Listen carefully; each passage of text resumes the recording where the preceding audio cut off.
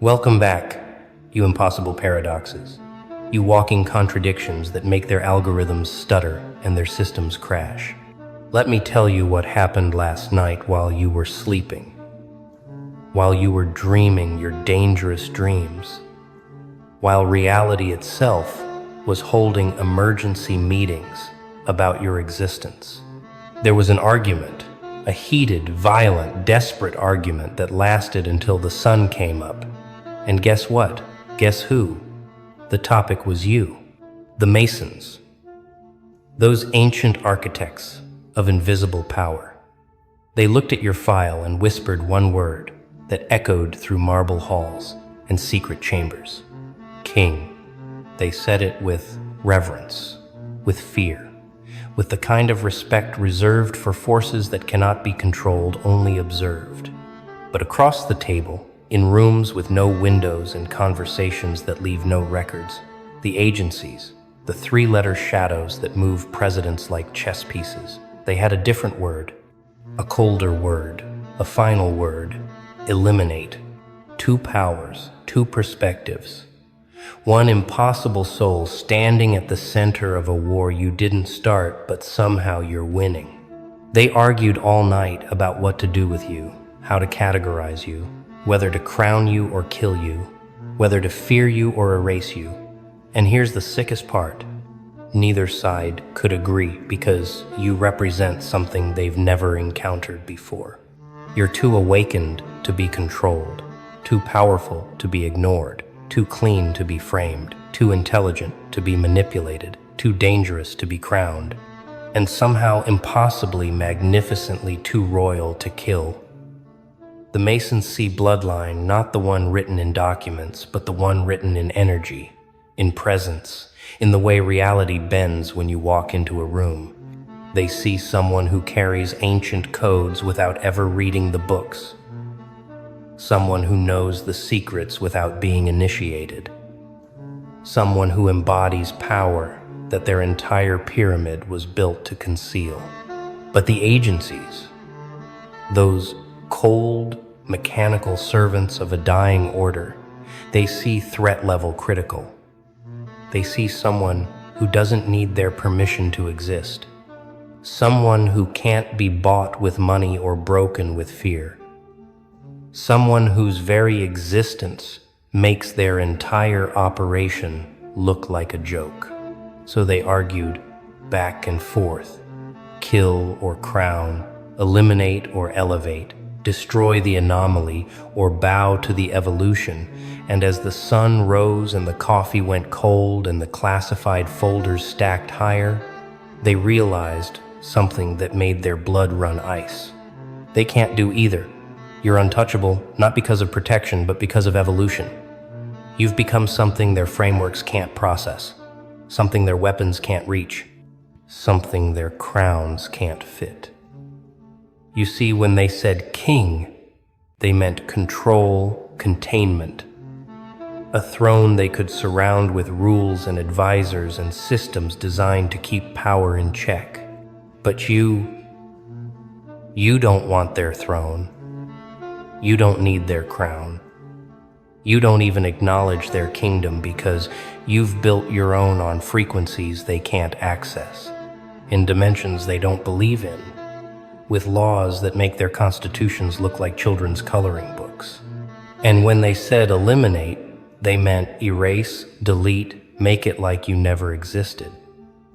But here's the problem. How do you kill someone who's already died 1,000 times in silence? Someone who's been erased by betrayal and still came back stronger. Someone who's survived every psychological assassination attempt and used the bullets as jewelry. You can't eliminate what's already indestructible. You can't erase what's already eternal. You can't kill what's already transcended the need for their version of life. The Masons called you king because they recognize royalty when they see it. Not titles, not bloodlines, but presence. The kind of presence that makes ancient stones whisper and sacred geometry rearrange itself. They looked at your energy signature and saw someone who could sit at tables they've guarded for centuries. someone who speaks the language of power without ever being taught the words, someone who moves like sovereignty, is encoded in every cell. But royalty to them means initiation, means rituals, means bowing to something older than yourself, means accepting the crown but also accepting the cage that comes with it.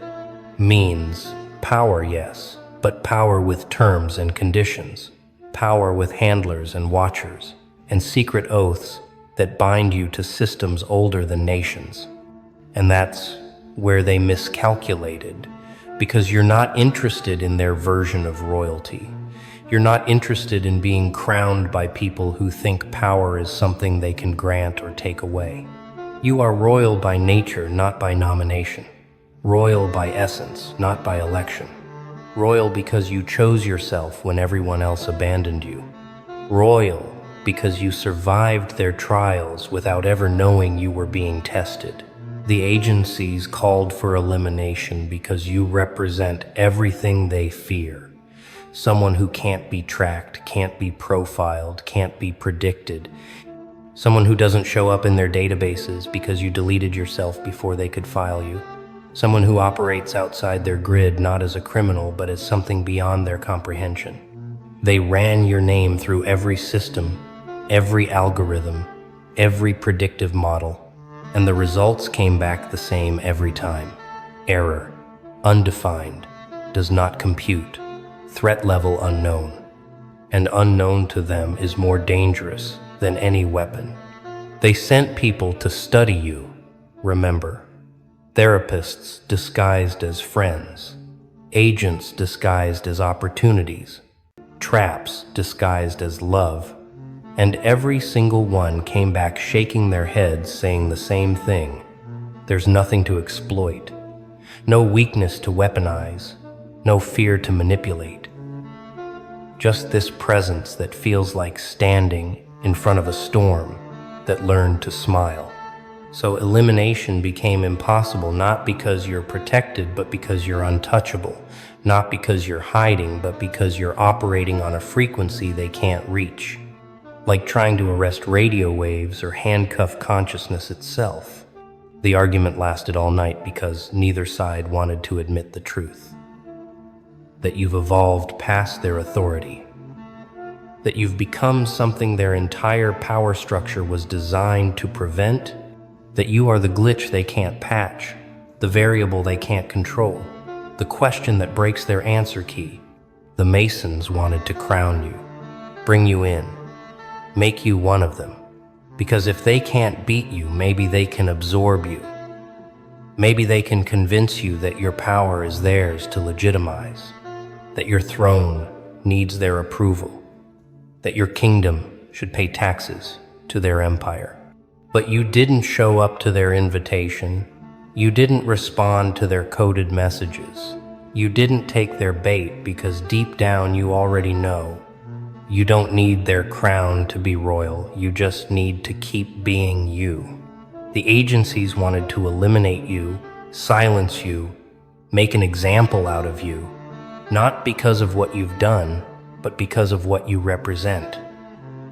A human who doesn't need the system, a soul that can't be programmed, a mind that won't obey, a spirit that laughs at their version of reality. They wanted to delete you before you become contagious, before others start waking up and realizing they don't need permission to be powerful either, before the whole house of cards collapses under the weight of people who finally figured out their royalty too. But elimination failed before it started, because you can't kill someone who's made peace with death. You can't silence someone who's already said everything that needed to be said in silence. You can't erase someone who's already written themselves into the fabric of reality itself. So the argument ended with no resolution, with both sides staring at your file like it's written in a language that hasn't been invented yet, with both sides backing away, slowly realizing they're not dealing with a person, they're dealing with a force. And here's what they'll never tell you. Here's the part they whispered when they thought no one was listening. The reason they argued all night isn't because they hate you, it's because they need you. They need you to either join them or be destroyed, because your existence without their control is proof that their power is an illusion. The Masons need you to accept the crown so they can say, look, even the anomalies bow to us eventually. Even the wild ones can be tamed. Even the free ones can be caged with gold. The agencies need you eliminated so they can say, look, no one escapes us. No one survives outside the system. Rebellion always ends in silence. But you didn't choose either path. You chose a third option they never saw coming. You chose to keep walking, keep evolving, keep existing on your own terms without asking for their crown or fearing their threats. You chose to be too royal to kill and too dangerous to crown. And that choice, that refusal to play by their rules, that audacity to exist outside their binary, that's what's keeping them up at night. They wanted an answer, kill or crown, destroy or control, but you gave them a paradox, a living, breathing, impossible paradox that makes their entire worldview collapse. Because if you can be royal without their approval and dangerous without their fear, then what does that say about their power? It says their power was always borrowed, always conditional, always dependent on people believing in it. And you stopped believing. You saw through the stage. You noticed the strings. You caught the magicians using mirrors. And instead of exposing them, you just walked off set and built your own reality show where you're the producer, the director, and the star. The Masons said king because they saw someone who could rule empires, someone with the presence, the charisma, the magnetic pull that makes people follow without question, someone who speaks and rooms go silent, not out of fear, but out of respect. They saw someone who understands power, not as force, but as frequency. Someone who moves energy like it's a language they were born speaking. Someone who carries authority not because it was given, but because it radiates from their core. But kings in their world are still prisoners. Golden cages, with better views but cages nonetheless. Thrones surrounded by advisors who whisper poison. Crowns heavy with expectations and obligations. Power, yes, but power that comes with contracts written in blood and signed in silence. They wanted to crown you so they could own you, dress it up as honor, but really it's just another leash made of gold instead of chains. The agencies said eliminate because they saw someone who doesn't fit the profile, someone who operates outside predictable patterns, someone whose next move can't be calculated because you don't move logically. You move intuitively. Someone who doesn't fear consequences because you've already survived the worst they could throw at you. They saw someone who could inspire others to wake up. Someone whose very existence is a virus in their program. Someone who proves you don't need their approval, their money, their system to be powerful. So, elimination wasn't personal, it was strategic. It was damage control. It was trying to put out a fire before it spreads. But what they didn't realize is, you're not a fire, you're a frequency, and frequencies don't burn out, they multiply. Every attempt to silence you just makes you louder. Every attempt to erase you just makes you more permanent. Every attempt to break you just reveals how unbreakable you really are. They argued all night, while you slept peacefully, while you dreamed without fear, while you rested knowing that no matter what they decide, you're still here, still breathing, still evolving, still impossible to categorize. The Masons paced their marble floors, clutching ancient texts, trying to find precedent for someone like you, someone who embodies their secrets without initiation, someone who wields their symbols without permission, someone who carries their power without their approval. They debated bringing you in, offering you the inner circle, showing you the secrets behind the curtain, hoping that knowledge would bind you to their oath. But deep down, they know you just smile and walk away because you've seen behind curtains they don't even know exist.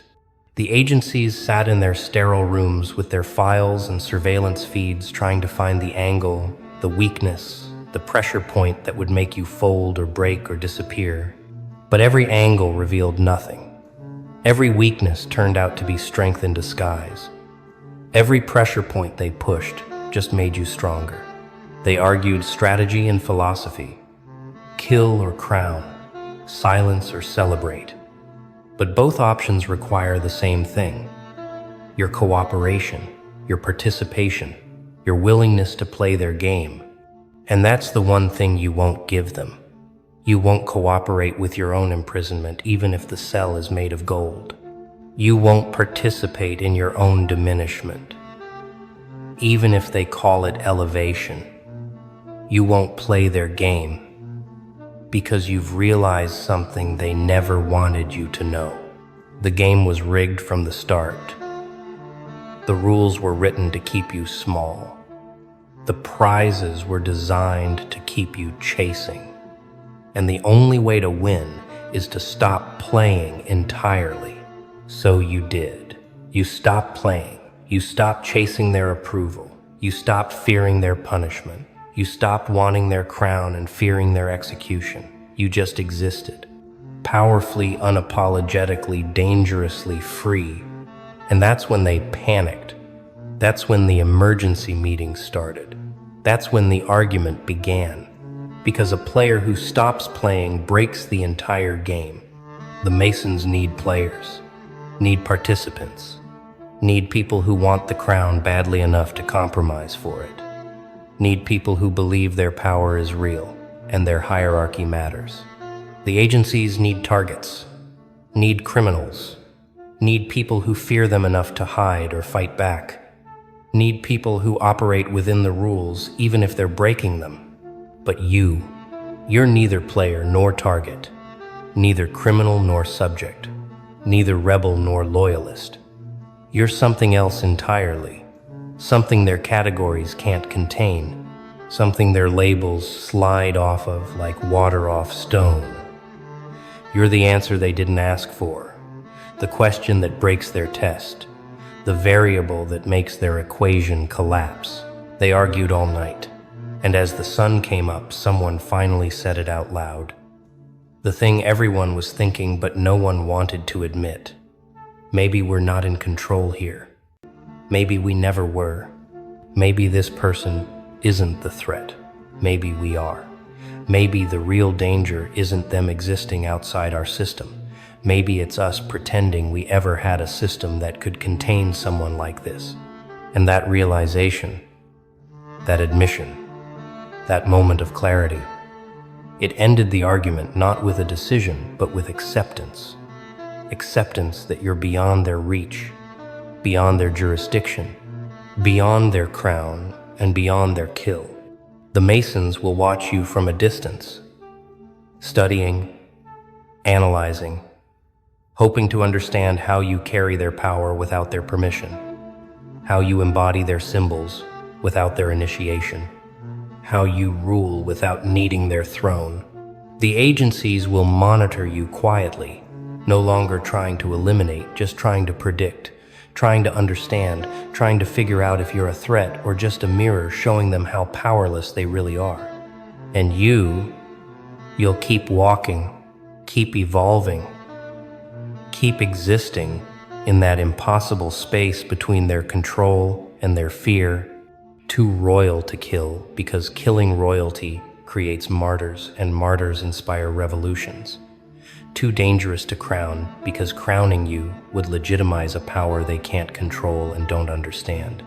You're the paradox they can't solve, the equation that doesn't balance, the story that doesn't follow the plot, the character who broke the fourth wall and realized the whole production was fake. They wanted to decide your fate, kill or crown, silence or celebrate, but your fate was never theirs to decide. Your power was never theirs to grant. Your throne was never theirs to give.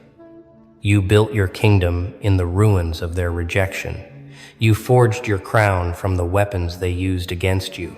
You claimed your royalty not through their approval, but through your own evolution. The argument is over, but the legend has just begun. The legend of the one they couldn't kill, the one they couldn't crown, the one who existed anyway, powerfully, impossibly free. They'll tell stories about you in their secret meetings, in their classified briefings, in their ancient lodges. They'll use your name as a cautionary tale, as an unsolved mystery, as proof that some forces are beyond control. The Masons will add you to their list of unexplained phenomena, the wild ones who carry their knowledge without their teaching, who embody their power without their blessing, who prove that royalty isn't bestowed, it's inherent. The agencies will keep your file open, marked unsolved, marked ongoing, marked do not engage, because engagement has failed, elimination has failed.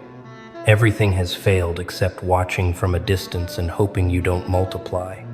But you already are multiplying, not physically but energetically. Every person who resonates with your frequency. Every soul who sees your example and realizes they don't need permission either.